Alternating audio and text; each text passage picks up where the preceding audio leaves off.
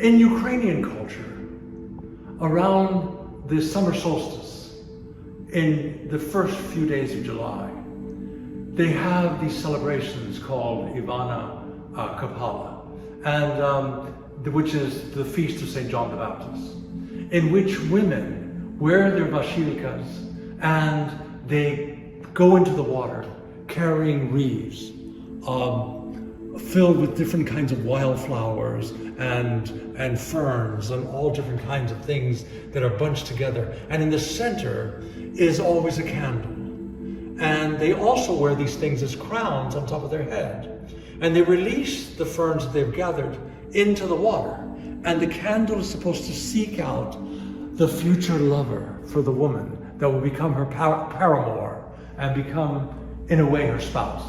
So this is looking for a spouse and sending out this thing that will float around and accidentally, inadvertently, find the person that will love the woman forever. So that's the whole plan. And so notice that they're doing all of this, and they're doing it against a forest of birches, like Ukrainian birch trees, and they're there on the banks of a creek or a river in Ukraine.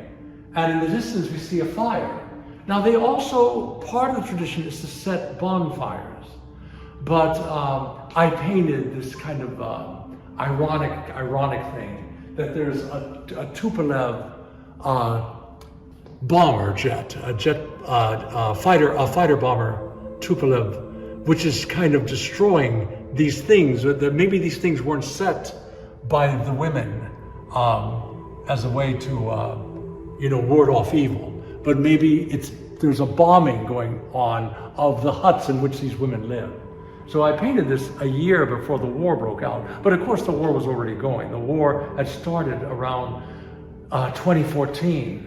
The war in the Donbass area and in the Crimea and all of that. That war had started in 2014, and now we have the new war that just started about a month ago.